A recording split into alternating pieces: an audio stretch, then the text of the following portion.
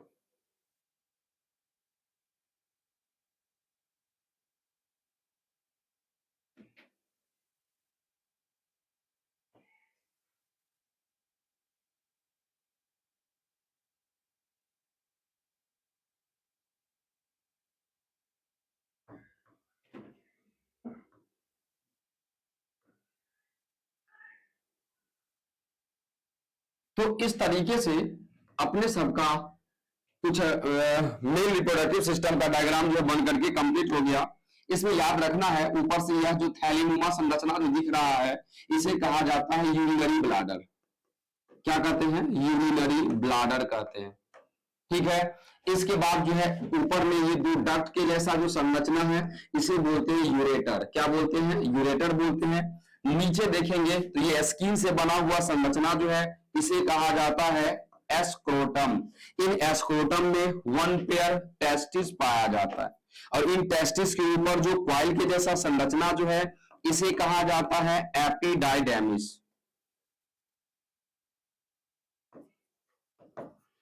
ठीक है, एपिडाइडेमिस बोलते हैं। फिर नीचे से जो है एक डक्ट जो निकला हुआ है इसे बोलते हैं वास डिफरेंस।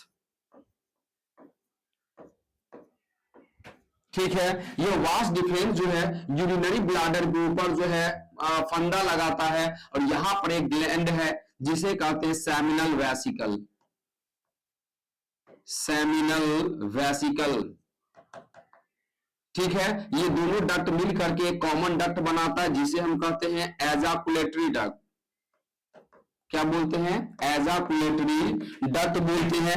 और यूरिनरी ब्लैडर के अगर बेस से अगर हम लोग देखेंगे तो यहाँ पर बेस में एक ग्लैंड के जैसा संरचना मौजूद होता है। इस ग्लैंड को कहा जाता है प्रोस्टेट ग्लैंड। इस ग्लैंड को क्या बोलते हैं? इस ग्लैंड को क्या बोलते हैं? Prostate gland. ठीक है, इस प्रोस्टेट ग्लैंड के नीचे में मटर के दाने के आकार का जो संरचना देखते हैं इसे कह रहे हैं बल्बो यूरेथ्रल ग्लैंड्स। अब इसी का एक और नाम है कॉपर ग्लैंड। और फिर यहां से देखिएगा एक डक्ट जो निकला हुआ है, इस डक्ट को कहा जाता है यूरेथ्रा। क्या बोलते हैं हम? यूरेथ्रा बोलते हैं। और इसके आगे वाला ये भाग जो दिख रहा है इसे हम बोलते हैं पेनिस। पेनिस के आगे जो मांस का टुकड़ा जो रहता है इसे कहा जाता है ग्लांस पेनिस। क्या बोलते हैं? ग्लांस पेनिस बोलते हैं। और ये ग्लांस पेनिस स्किन के द्वारा कवर रहता है जिसे कहते हैं फोर स्किन या प्रीप्यूस। क्या कहते हैं? फोर स्किन या फिर क्या कहते हैं? हम प्रीप्यूस कहते हैं। तो यह है मेल रिप्रोडक्टिव सिस्टम का डायग्राम। 2 बार 3 बार बनाइएगा तो आराम से ये कंप्लीट हो जाएगा। तो आपको याद रखना है कि एक मेल रिप्रोडक्टिव सिस्टम जो है विभिन्न सारे भागों से मिलकर के बना होता है। वो भाग क्या क्या है? वो भाग क्या क्या है? तो यहां पर ध्यान दीजिए, वो भाग है, वो भाग कुछ इस तरीके से है, जैसे टेस्टिस हो गया। क्या हो गया? टेस्टिस हो गया। इसी तरीके से क्या हो गया? स्क्रोटम हो गया, एपिडाइडिमिस हो गया, वांस डिफरेंस हो गया, एजाकुलेटरी डक्ट, यूरेथ्रा, एक्सेसरी ग्लैंड और पेनिस हो गया। मतलब जो भी अपने सब डायग्राम में जो नाम देखे थे वही सारा का सारा यहां पर देखने को मिला है। तो देखिए, मेल रिप्रोडक्टिव सिस्टम का मतलब क्या होता है कि लिखा the male reproductive system is a group of organ. याद रखिएगा, कोई भी सिस्टम जो होगा हमारे बॉडी का वो ग्रुप ऑफ ऑर्गन से मिलकर के बना होगा, यानी कई सारे ऑर्गन से मिलकर के वो बना होगा। Responsible for the production, maturation, storage and transport of sperm and the secretion of male sex hormone mainly testosterone. कहने का मतलब जो है यह ग्रुप ऑफ ऑर्गन है जो प्रोडक्शन करता है, मैचुरेशन हो गया, स्टोरेज हो गया and transport of sperm. Sperm का निर्माण होता है, स्पर्म का मैचुरेशन होता है, स्पर्म का स्टोरेज होता है और साथ ही साथ स्पर्म का क्या होता है? ट्रांसपोर्ट भी होता है। किसके द्वारा? तो मेल रिप्रोडक्टिव सिस्टम के द्वारा। साथ ही साथ लिखा and the secretion of male sex hormone testosterone. और खास करके मेल सेक्स हार्मोन टेस्टोस्टेरोन का भी ये क्या करता है? निर्माण करता है। It help in reproduction by delivering sperm into the female reproductive tract. साथ ही साथ ये जो है फीमेल को जो है या स्पर्म को कहिए फीमेल रिप्रोडक्टिव पाथ में, ट्रैक्ट में इसे जो है पहुंचाने में भी क्या करता है? यह सिस्टम मदद करता है। तो बारी बारी से अपने सबको जो है सारे के सारे चीजों को समझना है और याद रखना है कि एक मेल रिप्रोडक्टिव सिस्टम किन चीजों से मिलकर के बना है। तो टेस्टिस हो गया और साथ ही साथ आप टेस्टिस के बारे में जानते हैं। क्या जानते हैं? अभी अभी जो डायग्राम जो देखे हैं तो टेस्टिस का संख्या जो होता है, टेस्टिस का संख्या कितना होता है? 2 होता है। इसी तरीके से स्क्रोटम का संख्या कितना होता है? 1 होता है। स्क्रोटम का संख्या कितना होगा? 1। एपिडाइडिमिस का संख्या कितना होगा? 2। वास डिफरेंस का संख्या कितना होगा? 2। एजाकुलेटरी डक्ट का संख्या कितना होगा? 2। यूरेथ्रा का संख्या कितना होगा? 1। एक्सेसरी ग्लैंड की बात करेंगे तो इस एक्सेसरी ग्लैंड में आ जाएगा 1, आ जाएगा जो है प्रोस्टेट ग्लैंड। क्या आ जाएगा? 1 प्रोस्टेट ग्लैंड आ जाएगा। इसके बाद हम बात करेंगे तो इसमें आ जाएगा 2, आ जाएगा सेमिनल वेसिकल। क्या आ जाएगा? Seminal vesicle. और बात करेंगे तो 2 आ जाएगा बल्बो यूरेथ्रल ग्लैंड। क्या आ जाएगा? बल्बो यूरेथ्रल ग्लैंड आ जाएगा। कोई दिक्कत समझने में नहीं ना? तो इसी तरीके से जो है लास्ट में आ जाएगा मेल एक्सटर्नल जेनेटेलिया, जिसे हम लोग क्या कहते हैं? पेनिस कहते हैं। तो इन सभी टॉपिक के बारे में अपने सब डिटेल से धीरे धीरे देखेंगे, ठीक है? तो सबसे पहले अगर हम लोग चर्चा करें तो लिखा है टेस्टिस के बारे में कि टेस्टिस में कि testis are the primary male sex organ. पीछे भी अपने सब पढ़ चुके हैं कि मेल में जो है प्राइमरी सेक्स ऑर्गन जो है इसे कहा जाता है? टेस्टिस को कहा जाता है। और pair of testis is present the scrotum outside the abdominal cavity. मतलब एब्डोमिनल कैविटी के बाहर, एब्डोमिनल कैविटी के बाहर एक स्किन से बना सैक लाइक संरचना रहता है जिसमें क्या होता है? यह 1 पेयर टेस्टिस जो है प्रेजेंट होता है। Etch testis is Oval shaped. अगर हम टेस्टिस की बात करेंगे तो टेस्टिस का शेप कैसा होता है? ओवल होता है and about 4 to 5 centimetre long, और 4 से 5 सेंटीमीटर ये क्या होता है? लंबा होता है। अगर टेस्टिस की बात करें तो टेस्टिस का पूछने का काम क्या होता है?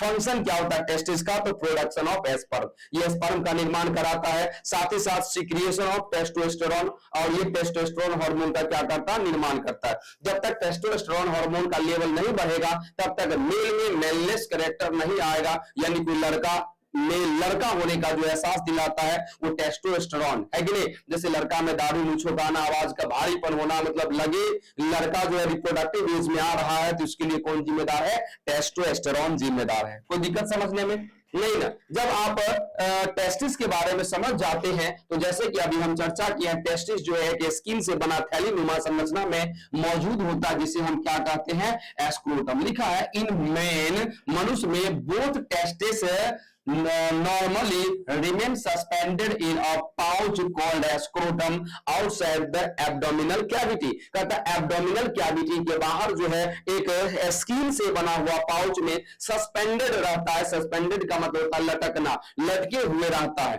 ठीक है। This keeps the testes at a lower temperature than the body temperature। अब ध्यान दीजिए यहां पर जो है क्या ध्यान रखना है, तो अभी अभी आपने जस्ट समझा, क्या समझा कि टेस्टिस जो होता है वो एब्डोमिनल कैविटी के बाहर है कि नहीं। इससे इधर हो गया एब्डोमिनल कैविटी, एब्डोमिनल कैविटी हो गया नहीं जी। और एब्डोमिनल कैविटी के बाहर क्या प्रेजेंट है? एस्क्रोटम प्रेजेंट है।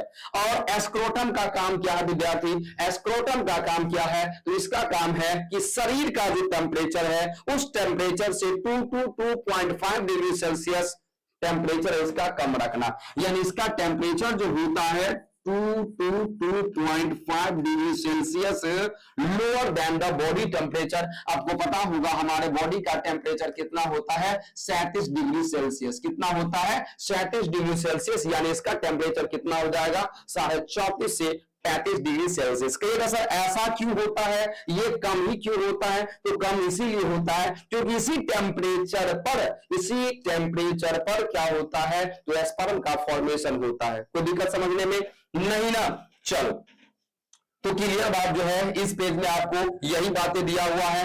अब अपने सब जो है आगे जो समझने वाले हैं इसी के बारे में कुछ बातें, जो देखिए क्या लिखा है कि testis descend in the scrotal sac when foetus is about 7th month old. Foetus का मतलब होता है गर्भ शिशु। जब एक लड़का है कि नहीं, जब वो अपनी मां के गर्भ में ही रहता है, जब उसका 7वां महीना हो रहा होता है, तो उस समय टेस्टिस क्या होता है? एब्डोमिनल कैविटी से आ जाता है एस्क्रोटम में। एब्डोमिनल कैविटी से कहां आ जाता है? एस्क्रोटम में आ जाता है, ठीक है। दिस अगर under the influence of FSH and testosterone.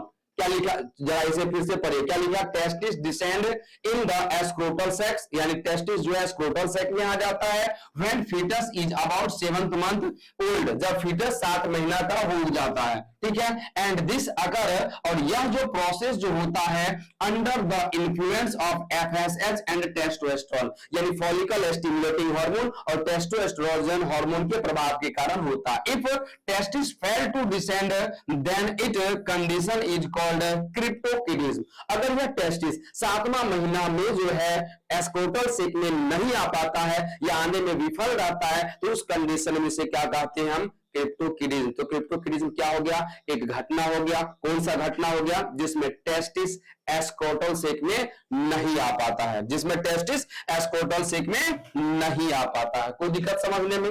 जब आप ये बातें समझ जाते हैं तो अब अपने सबको कुछ बातें और समझना है। क्या समझना है स्क्रोटम के बारे में? लिखा scrotum remain connected with the abdomen और पेल्विक कैविटी। यह एस्क्रोटम में जो कहते हैं scrotum remain connected with the abdomen और पेल्विक कैविटी, यानी एब्डोमेन और पेल्विक कैविटी से ये कनेक्ट होता है। किसके द्वारा? तो इंग्विनल कैनाल के द्वारा। Blood vessels, nerve and conducting tube pass through inguinal canal. जो भी ब्लड वेसल्स होता है, नर्व सेल होता है, ठीक है, और कहने का मतलब जो भी कंडक्टिव ट्यूब रहता है वह जो है इंग्विनल कैनाल से होते हुए एस्क्रोटम में आया रहता है, ठीक है।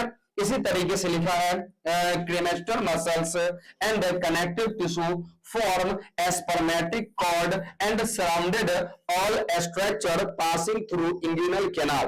कह रहा है यहाँ पर कि क्रेमेस्टर मसल्स जो होता है और कनेक्टिव टिश्यू जो होता है फॉर्म एस्पर्मेटिक कॉर्ड, ये स्पर्मेटिक कॉर्ड का क्या करता है, निर्माण करता है, and surround all structure passing through inguinal canal, और जो भी स्ट्रक्चर रहता है उसके चारों बगल, इंगुइनल कैनाल के चारों बगल ये फैल जाता है। ठीक है, cremaster muscles and diatos muscles of the scrotal sac help in the positioning of testis। कहता है कि यहां पर क्रीमेस्टर मसल्स और कहता है एंड डायटोस मसल जो होता है स्क्रोटल सैक का, ये हेल्प करता है पोजिशनिंग ऑफ द टेस्टिस। अब आप गौर किए होइएगा, देखिए होइएगा, गर्मी का जो मौसम जो होता है तो गर्मी के मौसम में जो है स्क्रोटम लटक जाता है, स्क्रोटम क्या हो जाता है, लटक जाता है। वही ठंड का मौसम होता है या बारिश में जब भीजते हैं तो यह स्क्रोटम क्या होता है, सिकुड़ करके एब्डोमिनल कैविटी में लटक जाता है। ऐसा इसीलिए होता है, ऐसा इसीलिए होता है कि आप जान चुके हैं इस टेस्टिस का टेम्परेचर जो है बॉडी के टेम्परेचर से 2 to 2.5 डिग्री सेल्सियस क्या होगा, कम होगा। तो गर्मी के दिनों में क्या होता है, हमारे बॉडी के जो चारों बगल का एनवायरनमेंट है या बॉडी के बाहर का टेम्परेचर भी लगभग बॉडी के टेम्परेचर के आसपास होता है, तो इसलिए स्क्रोटम क्या होता है, बॉडी से दूर भाग जाता है ताकि यहां पर जो टेस्टिस है उसका टेम्परेचर ना बढ़े। लेकिन वही जब हम बारिश में भीगते हैं या स्नान करते हैं या ठंड का मौसम होता है तो बाहर का टेम्परेचर कम होता है, तो इसको अपना टेम्परेचर पूरा करने के लिए वो एब्डोमिनल कैविटी से क्या हो जाता है, अटैच हो जाता है। मतलब टेस्टिस का क्या पोजीशन होगा वो डिसाइड कौन करेगा, तो वो डिसाइड करेगा जो है क्रेमेस्टर मसल्स एंड डायटोरस मसल्स। कोई दिक्कत समझने में नहीं ना। जब आप इतनी बातों को समझ जाते हैं तो अब अपने सब आगे समझने वाले हैं। इसी में कुछ पॉइंट लिखा है, when ever the outside temperature is low, these contract to move the testes close to the abdominal cavity। Clear, जो बातें हम अभी बताए हैं, लिखा है कि whenever the outside temperature is low, यानी शरीर के बाहर का टेम्परेचर जो है, हमारे एटमॉस्फेयर का टेम्परेचर जब कम होता है तो लिखा है these contract, तो उस कंडीशन में जो है ये मसल सिकुड़ता है to move the testis close to the abdominal cavity, और वो टेस्टिस को क्या करता है, एब्डोमिनल कैविटी के नजदीक ले आता है। When outside temperature is high, जब बाहर का टेम्परेचर ज्यादा होता है तो these relax, या रिलैक्स हो जाता है, moving the testis away from the body, और वो क्या होता है, तो टेस्टिस जो है बॉडी से दूर चला आता है। ठीक है, इन सम सीजनली ब्रीडर्स, कुछ सीजनली ब्रीडर्स होता है। सीजनली ब्रीडर्स का मतलब ऐसा जीव जो कि वर्ष के किसी खास मौसम में ही बच्चे को पैदा करते हैं, उसी को क्या कहते हैं, सीजनली ब्रीडर्स कहते हैं या ब्रीडिंग कहते हैं।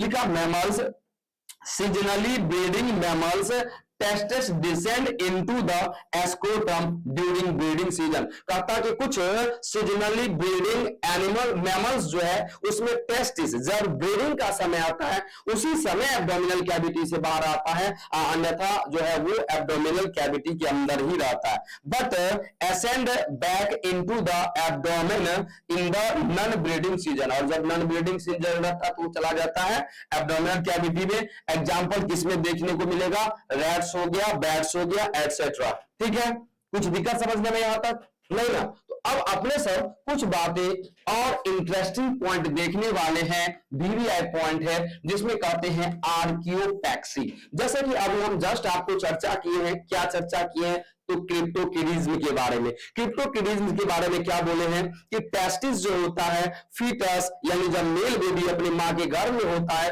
तो टेस्टिस जो है 7th मंथ में एब्डोमिनल कैविटी से स्क्रोटल सैक में आ जाता है। लेकिन जब यह नहीं आ पाता है तो उस कंडीशन में जो है, जो बच्चे जो होता है जब जन्म लेता है तो उसका ऑपरेशन किया जाता है, और ऑपरेशन के जरिए उस टेस्टिस को स्क्रोटल सेक में जो लाया जाता है, उसी प्रोसेस को क्या कहा जाता है, आर्कियोपैक्सी। क्या कहा जाता है, आर्कियोपैक्सी।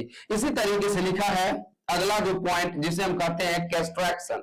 कैस्ट्रैक्शन को कहा जाता है बधियाकरण। नॉर्मल आप एनिमल में देखिए होइएगा, जैसे कि बकरी हो गया, जैसे कि अगर किसी जो है क्या कहते हैं जी गाय का जो बछड़ा है, जब उसे हमें बैल बनाना होता है तो उस समय क्या किया जाता है, उसके टेस्टिस वाले भाग को काट करके निकाल दिया जाता है। तो लिखा है कि crushing of testis in bull to convert them to bullocks, यानी कि जब हमें जो गाय का बछड़ा रहता है, जब उस सांड से हमें बैल बनाना होता है कि नहीं, तो उस कंडीशन में उसके एस्क्रोटम को क्या किया जाता है, चोट पहुंचा करके जो है उसे जो है क्या कहते हैं जी, क्रशिंग, क्रशिंग का मतलब होता है चोटिल करना, चोट पहुंचा देता है कि नहीं, या फिर उसे जो है ऑपरेशन के जरिए या सर्जिकल मेथड के जरिए उस टेस्टिस को काट करके बाहर जो निकाल देता है, तो उस कंडीशन में उसे क्या कहा जाता है, क्रस्टेशन। अब इससे होता क्या है, इससे ये होता है कि उसके शरीर में टेस्टोस्टेरोन का हार्मोन का लेवल कम हो जाता है। जैसे टेस्टोस्टेरोन हार्मोन का लेवल कम होता है तो वो ज्यादा आज्ञाकारी हो जाता है। ठीक है, बातों को समझे जो है। ठीक है, इसी तरीके से है यहां पर जो है इंग्विनल हेर्निया लिखा, समटाइम्स द इंग्विनल कैनाल में tear leading to abnormal portion of abdominal contents like loops of intestine into the inguinal canal. कहता है कि कभी कभी क्या होता है, इंग्विनल कैनाल जो है फट जाता है, जिससे आंतों के लूप जैसे पेट के अंग और सामान्य रूप से इंग्विनल कैनाल में बाहर निकल जाता है, तो उस कंडीशन में क्या कहा जाता है, उसे इंग्विनल हर्निया कहा जाता है। क्या कहा जाता है, इंग्विनल हर्निया। ठीक है, अब अपने सब जो है आगे समझने वाले हैं एपिडायडेमिस। जब आप इस बातों को समझ जाते हैं, तो अगर एपिडायडेमिस की बात करेंगे तो आप जानते हैं ये टेस्टिस हो गया, और टेस्टिस के ऊपर जो है कुछ इस तरीके से कवर के जैसा संरचना जो था, है कि नहीं, इन संरचना यहां से लेकर के यहां तक के संरचना को हम क्या बोले थे, एपिडायडेमिस, है ना, एपिडायडेमिस। ठीक है, जिसे हिंदी के अंतर्गत हम क्या कहते हैं, अभिवृषण। क्लियर लिखा है, और long coil tube attached to the posterior side of each testis as per maturation and store occur here. याद रखिएगा, ये टेस्टिस की जो है बाहर से जो है एक क्वाइल के जैसा संरचना रहता है, जो कॉमा के आकार का जो है यहाँ पर क्या रहता है, अरेंज रहता है, जिसे हम लोग क्या कहेंगे, एपिडायडेमिस कहेंगे, जो 3 भाग से मिलकर के बना रहता है। ये ऊपर के भाग को हेड कहा जाता है, बीच के भाग को बॉडी कहा जाता है, और सबसे नीचे के भाग को क्या कहा जाता है, टेल कहा जाता है। एपिडायडेमिस का जो है फंक्शन याद रखिएगा, इसका मेन फंक्शन जो होता है वो स्पर्म के मैच्योरेशन में और स्पर्म को जो है टेम्पोररी स्टोर करने में भाग लेता है। ठीक है, जब आप ये बातें समझ जाते हैं, तो अब अपने सबको समझना है वास डिफरेंस के बारे में। किसके बारे में समझना है, वास डिफरेंस के बारे में। तो लिखा वास डिफरेंस के बारे में कि on long muscular tube carrying sperm from epididymis to urethra. ध्यान दो, क्या लिखा है वास डिफरेंस के बारे में कि और लॉन्ग मस्कुलर ट्यूब, एक लंबा सा मस्कुलर ट्यूब रहता है, कैरिंग स्पर्म, जो स्पर्म को कैरी करने का काम करता, फ्रॉम एपिडायडेमिस टू यूरेथ्रा, एपिडायडेमिस से यूरेथ्रा में। It ascend into abdominal cavity through inguinal canal। वो इंगुइनल कैनाल के थ्रू क्या होता है, एब्डोमिनल कैविटी से यूरिनरी ब्लैडर के ऊपर क्या करता है, यह लूप बनाने का काम करता है। ठीक है, इसके बाद अपने सब समझने वाले हैं एजाकुलेटरी डक्ट। क्या समझने वाले हैं, एजाकुलेटरी डक्ट। तो आप देखे थे कि वास डिफरेंस जब सेमिनल वेसिकल्स के साथ जब जुड़ता है, जैसे नीचे से आया क्या, वास डिफरेंस, ये वास डिफरेंस आया, और इधर क्या था, सेमिनल वेसिकल्स, जब ये मिल करके एक कॉमन डक्ट का जब निर्माण किया था, तो उसी को हम क्या कहते हैं, उसी को क्या कहते हैं, एजाकुलेटरी डक्ट बोलते हैं। तो लिखा formed by the union of vas deferens and seminal vesicles duct. Vas deferens और सेमिनल वेसिकल्स डक्ट मिलकर के क्या करता है, एजाकुलेटरी डक्ट का निर्माण करता है। Open into the urethra. याद रखिएगा, यह एजाकुलेटरी डक्ट कहां ओपन होगा, यूरेथ्रा में जाकर के। ठीक है, कोई दिक्कत समझने में नहीं ना। अब अगर हम आगे बढ़ते हैं, तो आगे की बात करेंगे तो यूरेथ्रा पर हम चर्चा कर सकते हैं। लिखा common passage for urine and semen. Urethra एक ऐसा रास्ता होता है जिससे होकर के यूरिन भी पास करता है और सीमेन भी पास करता है। एक्सटेंड थ्रू द पेनिस, और ये क्या होता है, पेनिस के थ्रू ये आगे बढ़ता है। ठीक है, चलिए आगे बढ़ेंगे अगर अपने सब जो है, तो यूरेथ्रा के बाद का जो टॉपिक है, उस टॉपिक का नाम है एक्सेसरी ग्लैंड्स। क्या नाम है, एक्सेसरी ग्लैंड। और एक्सेसरी ग्लैंड्स में बता दिए थे 2 सेमिनल वेसिकल्स होता है, एक प्रोस्टेट ग्लैंड होता है और 2 बल्बो यूरेथ्रल ग्लैंड होता है। तो सेमिनल वेसिकल्स के बारे में लिखा है, दीज आर अनपेयर्ड, ये जोड़ा में होता है। ट्यूबुलर मतलब ये ट्यूब के जैसा संरचना होता है। क्वाइल्ड ग्लैंड होता है, situated behind the urinary bladder, जो यूरिनरी ब्लैडर के पीछे की ओर देखने को मिलता है। दे सीक्रेट विसिकस फ्लूइड, याद रखिएगा यह जो है चिपचिपे फ्लूइड का स्रावन करता है,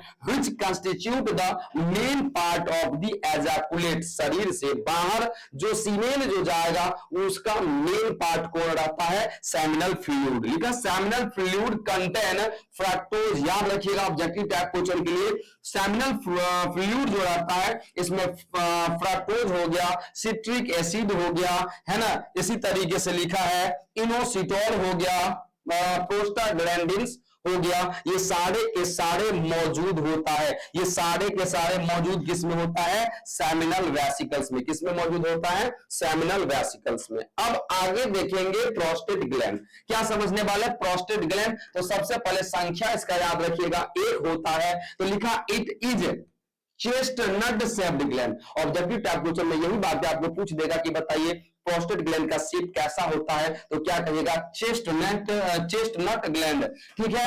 and is a collection of 30 to 40 tubular alveolar gland, जो कि 30 से 40 ट्यूब्यूलर एल्वियुलर ग्लैंड से मिलकर के बना होता है, which lies at the base of the bladder and surround the base of the urethra। मतलब यूरिनरी जो ब्लाडर जो होता है उसके बेस पर प्रेजेंट रहता है, यूरेथ्रा के चारों बगल। इट इज अनपेयर्ड, मतलब ये जोड़ा में नहीं होता है। And made up of 5 lobe in man, और मनुष्य में ये 5 लोब में बटा रहता है। It contribute an alkaline substance to the semen fluid, और ये सीमेन फ्लूइड में एल्केलाइन नेचर को बनाता है, ठीक है। It make about 30% part of semen and help in sperm activation, ये सीमेन का 30% भाग बनाता है और सीमेन में स्पर्म को एक्टिव रखने का काम करता है। कोई दिक्कत समझने में नहीं ना। जब आप इतना बातें समझ जाते हैं तो इसी प्रोस्टेट ग्लैंड में कुछ बातें और समझना अपने सबको, वो कुछ बातें क्या है, तो ये है, क्या है, the substance of prostate help the sperm to become active, यानी इसमें जो सब्सटेंस जो रहता है वो स्पर्म को क्या करता है, एक्टिव करता है। And counteract any diverse effect of urine and sperm, कहने का मतलब जो है यूरिन से स्पर्म पर जो प्रभाव पड़ेगा उसके प्रभाव को ये क्या करता है, न्यूट्रलाइज करता है। The prostatic fluid provide a characteristic order to the seminal fluid. Prostate gland citrate ion, calcium phosphate ion and profibrolysin clotting enzyme, ठीक है। कोई दिक्कत समझने में नहीं ना।